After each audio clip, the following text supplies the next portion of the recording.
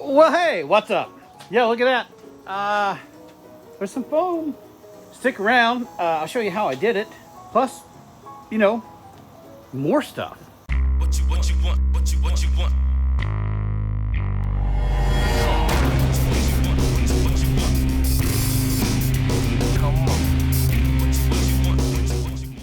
In order to secure the foam board to the frame, I first lay down a bead of liquid nails. Liquid nails?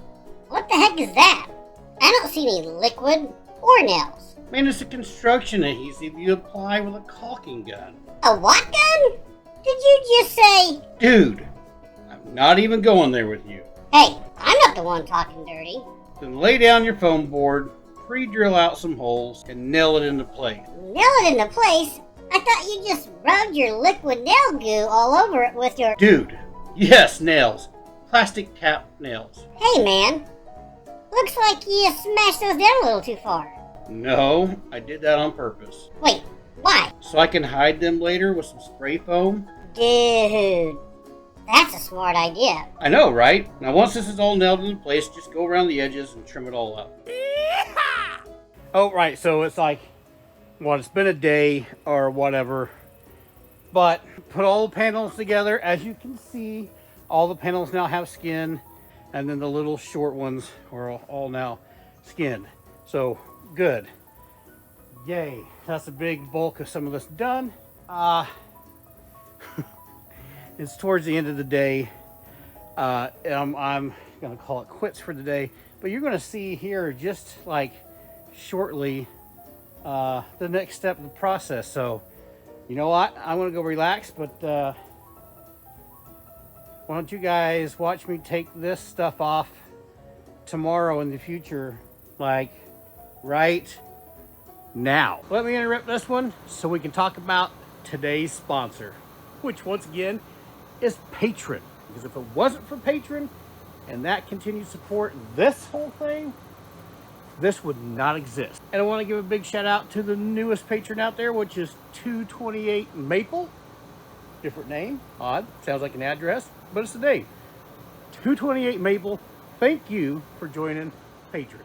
You see, with a donation as little as $2 a month or $5 a month, you could bring a spooky Halloween to a child in need. Go to Patreon, link below, back to the bill. So what are you doing? I'm pulling the foil backing off. Why? Hey, look, it's a kitty. So I can expose the foam underneath. Why do you need to expose the foam? Because we'll be carving the foam to look like siding. Oh, cool. Hey, where'd that cat go?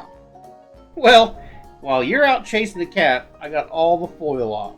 Well, sir, I don't know if you noticed or not, but you missed some spots. Yeah, I know, it's okay. Later on, it'll just look like old paint flaking off the house. Hey, man, I can't find that cat.